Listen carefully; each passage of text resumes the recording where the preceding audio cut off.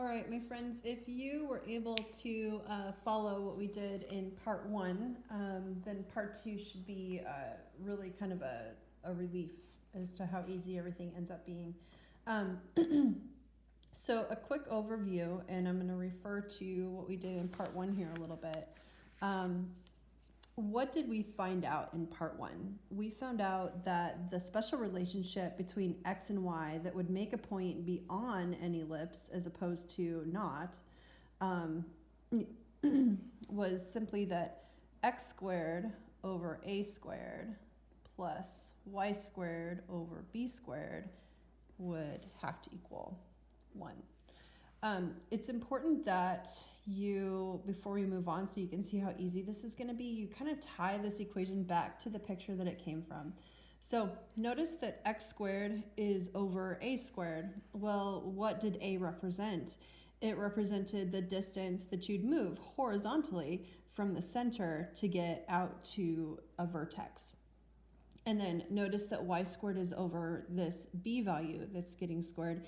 And what did b represent? It represented the distance from your center up to your vertex here that would be on your vertical axis of symmetry. So, so if you really kind of look at this, it's so great because whatever number is getting squared underneath your x term, that's how far you would move from your center in the x direction to get to those vertices. And whatever number is getting squared underneath your y squared term here, that's the value that you would need to go move vertically from your center to get to those vertices. So with that said, let's go ahead and move to an example. Example 1.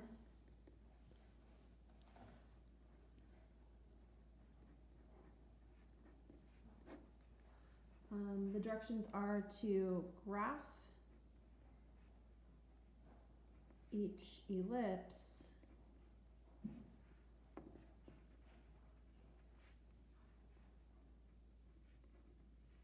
and find the foci. So for part A, I'm going to give you x squared over 9 plus y squared over 16 equals 1. Please remember, you're always welcome to pause the video, work ahead, and then find your own way, and then compare it to how I did go through the problem. So again, you will notice that we'll do probably more graphing than maybe someone from a different math class. It's just because in my experience, keeping your memorization low is worthwhile, and we are so good at graphing already that it kind of makes sense just to build off of that foundation.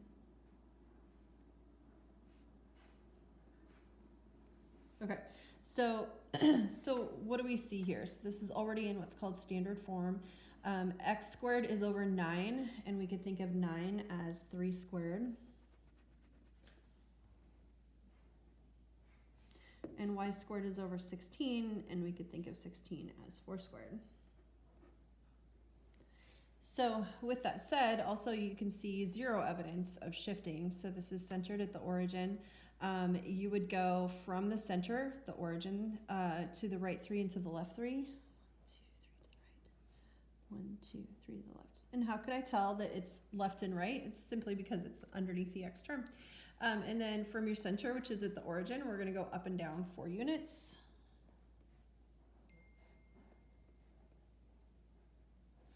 And then there are a couple ways to finish out your drawing. There's just connect it with your best shot at an ellipse.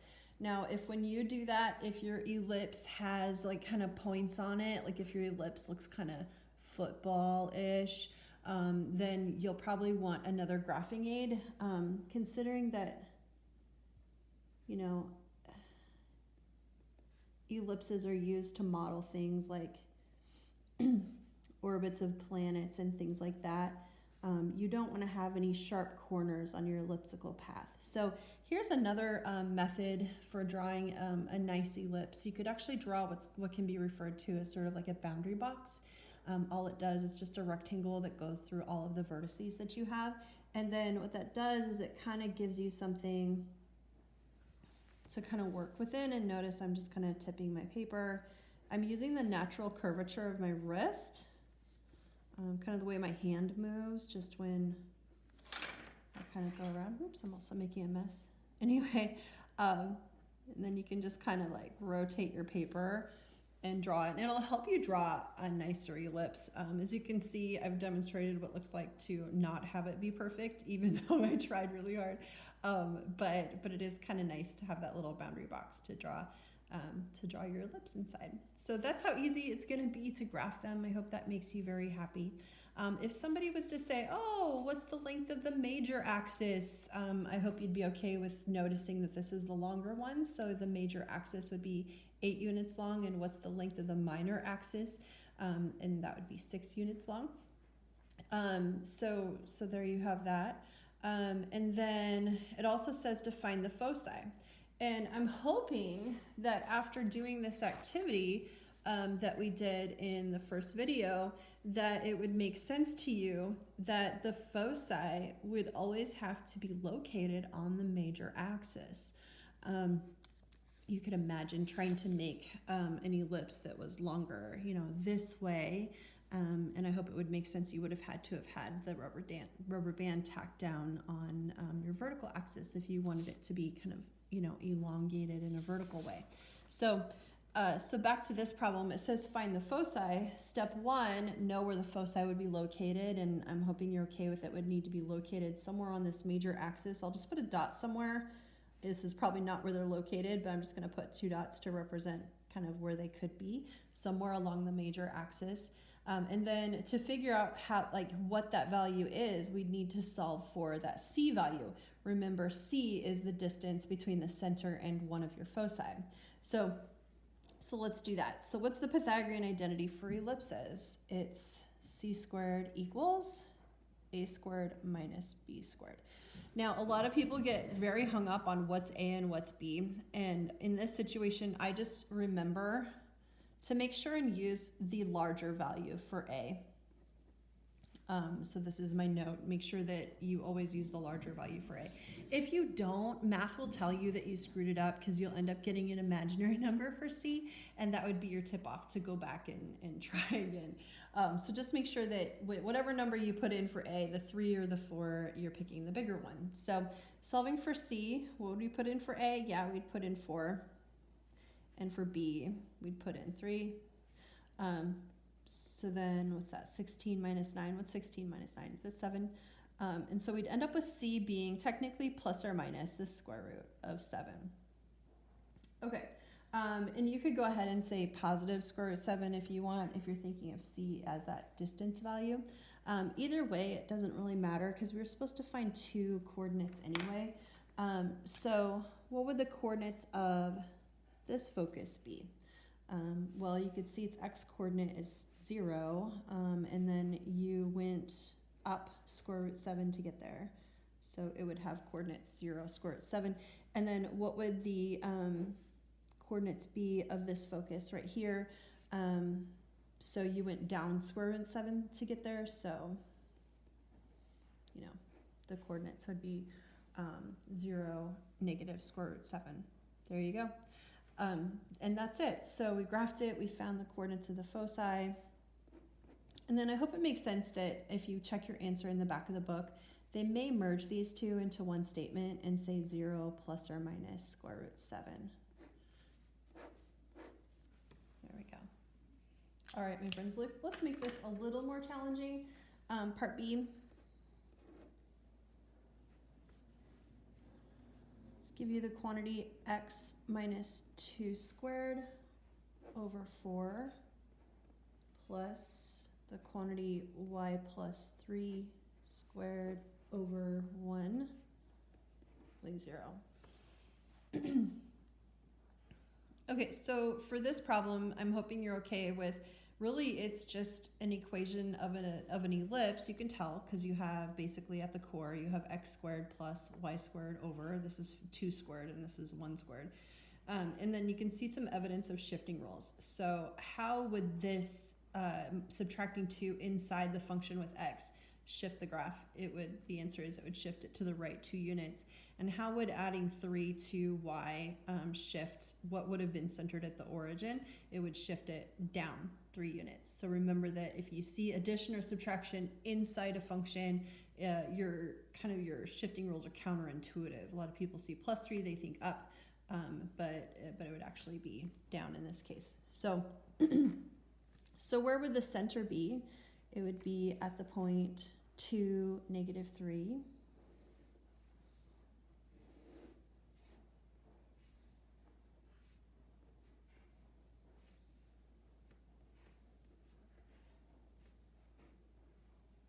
Okay, so there's your center. And then what was it that got shifted to the right 2 and down 3?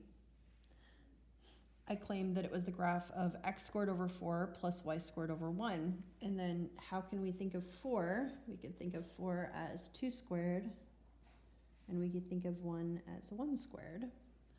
So from your center, you would go in the x direction, or horizontally, 2 units to the right, and from your center, 2 units to the left. Vertically, to get to your vertices, you'd go from your center, you would go up 1 unit and down 1 unit. Okay, you're welcome to just freehand it and connect your 4 dots here, your 4 vertices, with an elliptical path, or you could use the idea of a boundary box.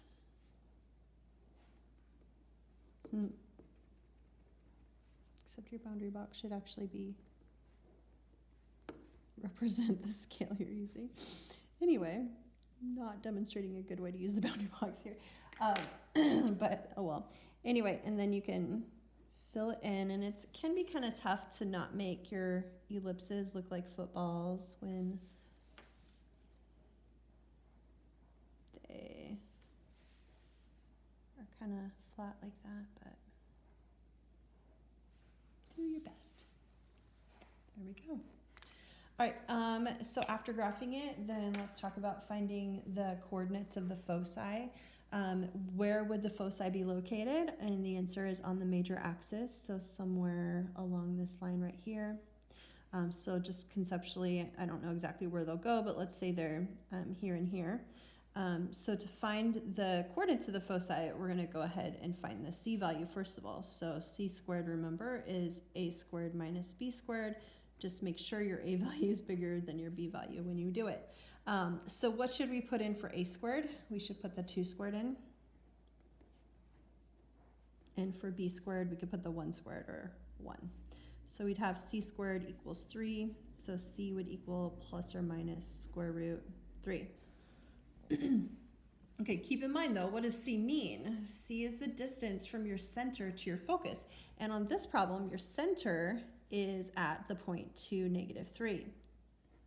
So what would the coordinates of that focus be?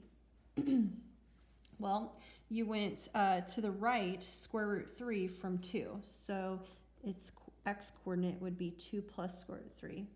And you didn't change your y coordinate at all from the one the center had, so it still have a y coordinate of -3. And then what would the coordinates of this focus be? So you moved square root 3 units to the left of this point. So you'd have 2 minus square root 3 for the x coordinate, and the y coordinate would still be -3. Okay, and then do not be surprised if, when you check your answers in the back, if you see these 2 answers merged into one statement. And what would that one statement be? It would be 2 plus or minus square root 3, and then -3 for the coordinates of the foci. All right, my friends, I keep fighting the urge to ask if anybody has any questions. Oh dear. All right, really quick, there's something that your textbook will ask you about, and I hope you are reading through your textbook, but there's something called eccentricity. The eccentricity of an ellipse.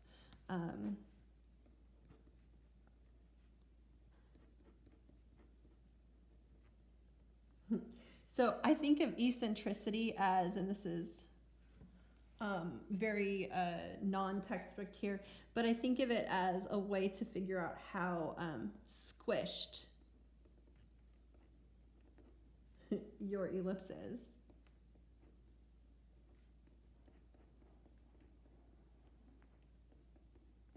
Okay, so you know, if you have a circle, then that would not be squished at all. But this guy right here, he's pretty squished, and then this guy right here is more circular, so I'd consider that to be less squished, essentially. So I would expect something that looks more like a circle to have a lower eccentricity value than something that is more elongated, like this one. So the way that you can measure eccentricity is by taking your C value and dividing it by your A value. Now, to be clear, in this case, C is the distance between the center and one of the foci, or a focus, just like it's always been. When you use this equation, you want to make sure that what you put in for A, just like here when we're saying A has to be bigger than B, make sure that you're using A as half of the length of the major axis.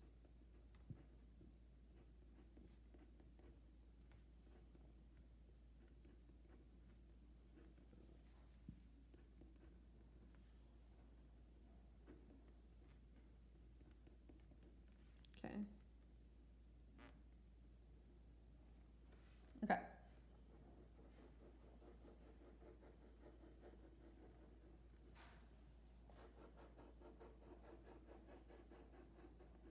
So, for example 1, if I was to change the directions a little bit and say graph each ellipse, and then maybe find the foci and the eccentricity.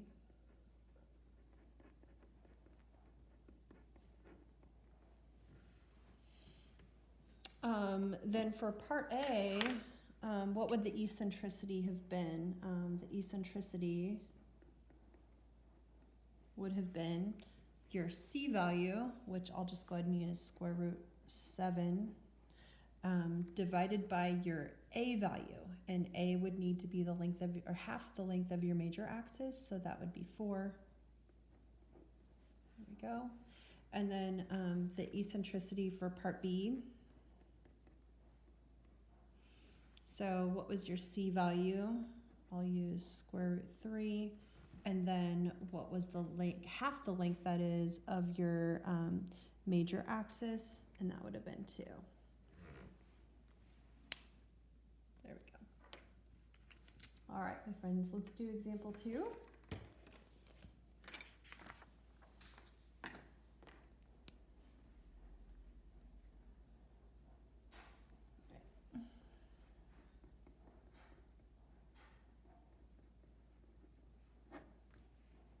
All right, use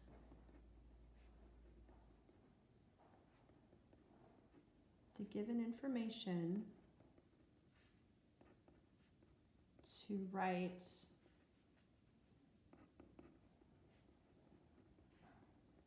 the equation of each ellipse.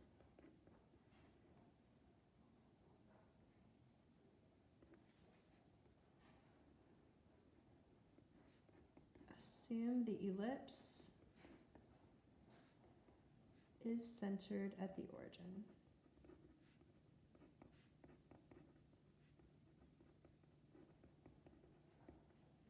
Okay. So for a problem like this, let's just do one example like this. So let's say I tell you that the eccentricity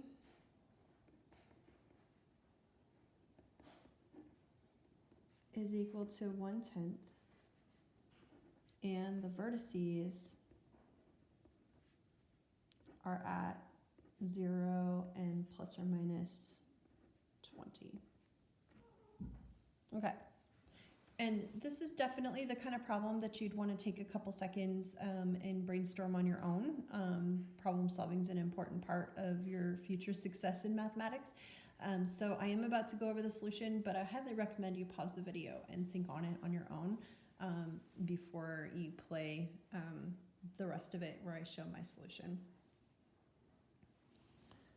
Okay, so with that said, I am a big believer in the power of pictures. So what do we know so far? I will say that I feel like it was a little redundant for them to point out that the ellipse is centered at the origin, because they said the vertices are at 0 and plus or minus 20. So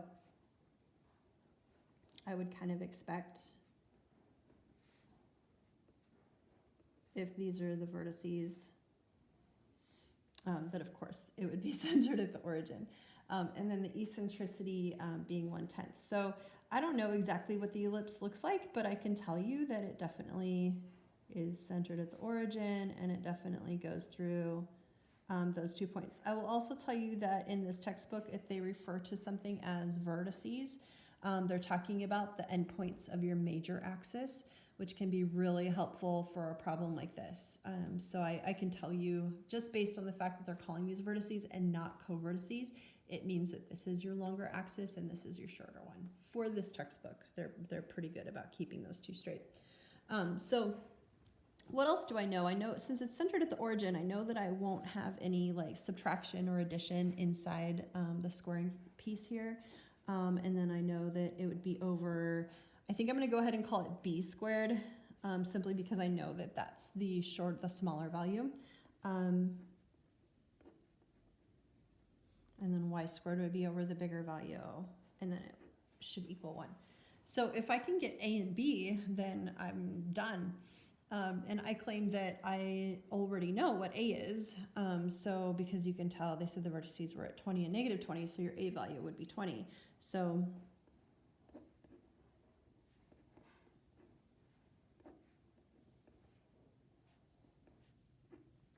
like so. So really, if I can just figure out what b is, I'll be done. And I haven't used the fact that the eccentricity is 1/10 yet. So let's play with that. So what is eccentricity? It's a comparison of your distance from your center to your focus divided by half the length of your major axis. So they said the eccentricity is 1 divided by 10. We do not know the c value yet. No, we do not. But we do know that the a value is 20. Okay, well, this would help me figure out what the c value is, so I hope you could eyeball it, or you could use cross products, whatever makes sense to you. But I'm about to find out that my c value is actually 2. And then how on earth could that help? Because I really want my b value. Well, I know that a is 20 and I know that c is 2, so I could use the Pythagorean identity and put 2 in for c, 20 in for a, and then that would help me to solve for b. So, so that would mean 4 is equal to 400 minus b squared. So that would mean b squared is equal to 396. And then you're welcome to square root, but I don't really see the point because I want to know what b squared is anyway. So I'm just going to write this as x squared over 396 plus y squared over, and I'll just square the 20 squared out. And then I'm done. It said use the given information to write the equation of the ellipse, and I did. There we go. All right, my friends, and I hope it makes sense since 396 and 400 are so close to each other. A real graph of this ellipse would have looked very circular, which makes sense because you have a low eccentricity value. So the lower your eccentricity value, or the closer to 0 your eccentricity value is, the more your ellipse looks like a perfect circle. And then the highest eccentricity values would be the most squished ones, or the most elongated ellipses. There we go. One more example, my friends, and we are done. All right, example 3.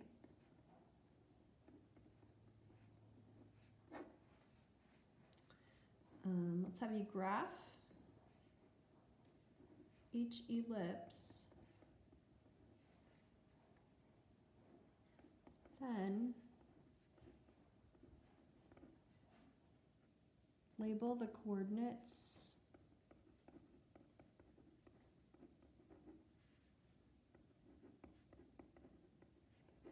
of the foci on your graph.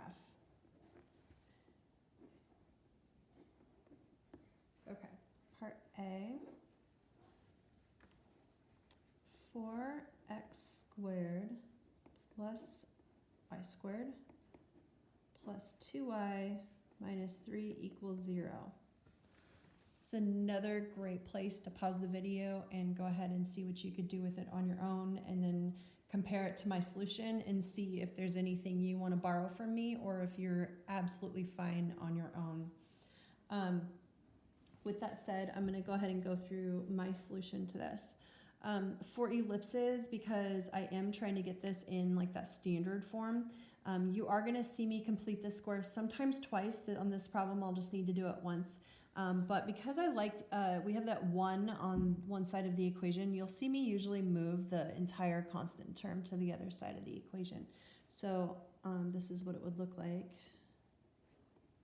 You'll also see me group, if there's more than one y term, you'll see me group them, leaving a mysterious gap for completing the square purposes, and I'll take any constant and I'll move it to the other side.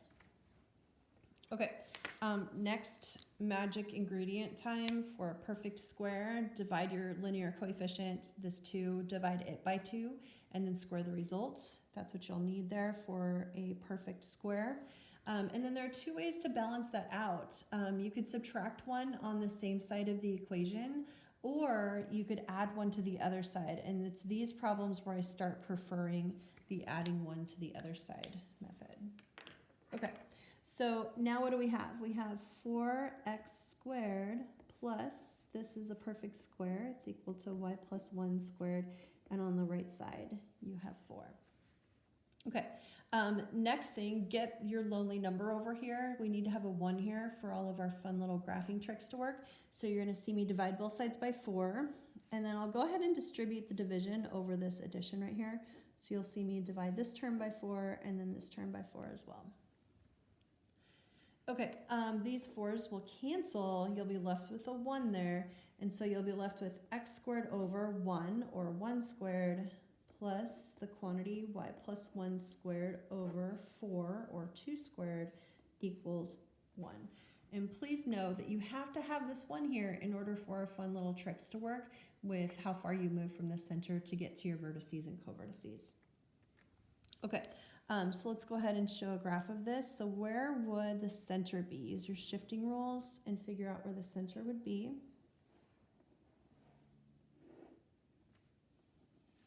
So it is not shifted horizontally, but it is shifted vertically down 1 unit. So your center should be at the point 0, -1. How far should I move in the x direction from my center to get to the covertices? That would just be 1 unit. So these are my covertices. How far should I move in the y direction to get to my vertices? The answer is 2 units. And then you could just freehand it and draw the ellipse in, or you could do the little boundary box.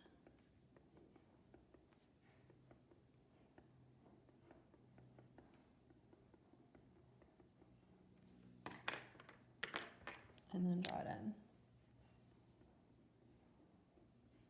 Again, notice that you could turn the paper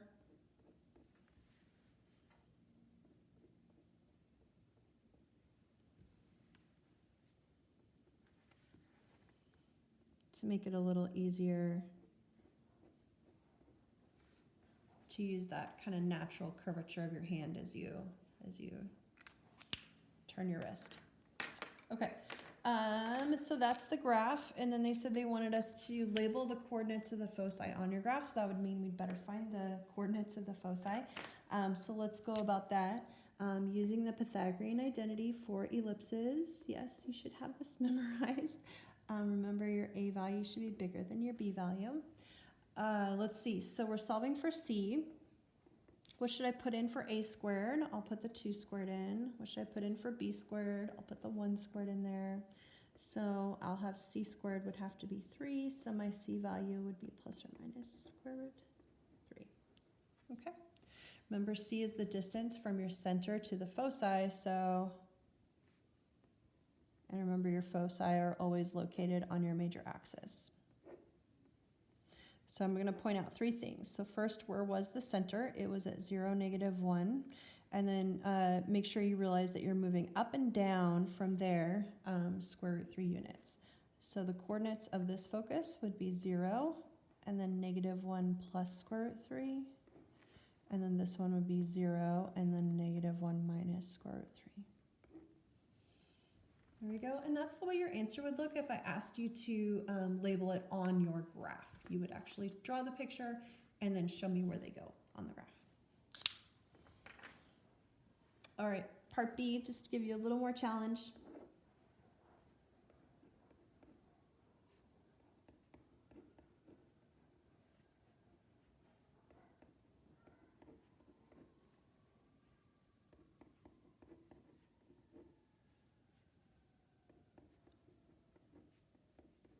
There we go. And this is the level that I'll probably test you at when you get to your test situation, where I will be wanting you to demonstrate that you can complete this square twice within the same problem. And then you can graph an ellipse and label the coordinates of the foci on your graph. All right, so I'm going to assume that you've already paused the video and that you've attempted this on your own, and this is what it would look like when we go through it together. So I'm going to group the x terms together, leaving a gap. I'm going to group the y terms together. I am going to subtract the constant term over to the other side of the equation. Next, I'm going to factor out the leading coefficient of each of these groups. So I would have 9 times the quantity x squared minus 6x, leaving your gap, plus 4 times the quantity y squared plus 10y. And a comment, and I've said this many times, but sometimes it just takes a while for this to make total sense. Why do we always have to factor out the leading coefficient, even if it wasn't a common factor? Why do we have to factor out that leading coefficient? Well, it has to do with these shifting rules that we want to use in the end. And remember that they'll only work if your coefficient on x or y is 1. You always have to factor out the entire leading coefficient, even if the math gets grungy when you do it. Okay, next let's get our constant terms in here that would make for perfect squares. -6 is your linear coefficient. Divide by 2, square the result, you get 9. Now it looks like I just added 9, but I actually added 9 times 9. So I'm going to add 81, or 9 times 9, to the other side to balance my equation. Similarly, take your linear coefficient here, it's 10, divide by 2, square the result, and you end up needing to add 25 in the parentheses. But you didn't actually add 25, you added 4 25s. So that means that you would need to add 4 25s, or 100, to the other side of the equation to balance that out. Okay, so now let's go ahead and write what this would be. This would be 9 times the quantity x minus 3 squared plus 4 times the quantity y plus 5 squared equals, and what on earth is that on the right side? Okay, that's 144. Okay, now once you're here, remember that you need to have what number on the right side for our fun little tricks to work? Yep, you need it to be a 1, so you're going to divide by 144. I'm going to distribute the division over this addition on the right side. And then we're going to go ahead and simplify things down. So a lot of people think of just a quick trick, a lot of people just think of 144 as 12 times 12. And if that's the first thing that comes to your mind, then that's fine. But keep in mind that you can factor each 12 as a 3 times 4. So what does that mean? That means 144 is equal to 3 times 4 times 3 times 4. And so if you're ever hurting for different ways to, multiply two numbers and get 144, since multiplication is commutative and all that fun stuff, you could kind of choose to think of it as 3 times 3, which would be 9, times the 4 times 4, which would be 16. And what I'm trying to show you here is how to use factoring down to primes to come up with different ways to factor 144. And so, if that helps, the 9 and the 144 cancel, and what's left down here, a 16. And let's see, the 4 and the 144 cancel, and if you think of, the fact that 144 was equal to 4 times all of this, then that could help you to figure out what would be left after you cancel that. And the answer is 36. Okay, so now what do we have? Well, we have this in standard form. We have x minus 3 squared, evidence of shifting to the right 3, over 16, also known as 4 squared, plus y plus 5 squared over 36, also known as 6 squared, equals the loneliest number. Okay, so when we graph this thing, what would we know? Where is it centered, first of all? At 3, -5. So when I draw this,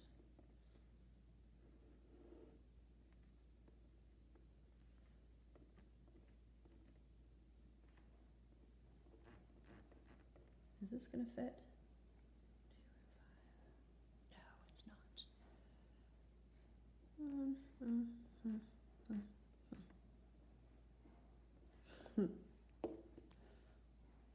Yeah, I guess I should probably do a little bit of a square scale, huh?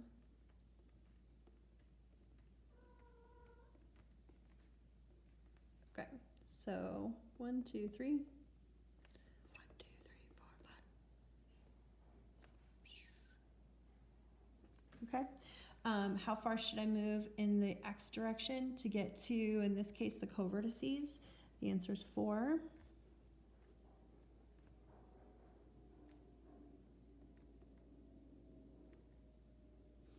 How far should I move in the y direction to get to the vertices? The answer is 6.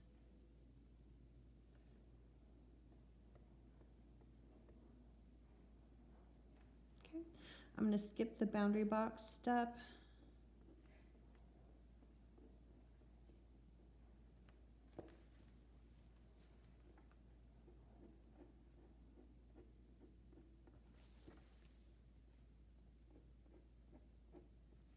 There we go.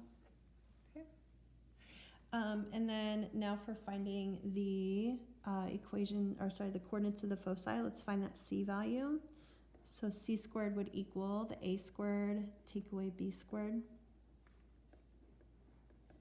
So that'd be 36, take away 16. So c squared is equal to 20, which means your c value, plus or minus square root of 20. Remember to keep it classy and always simplify roots. So square root of 20, what is that? 2 square root 5. There we go. Okay.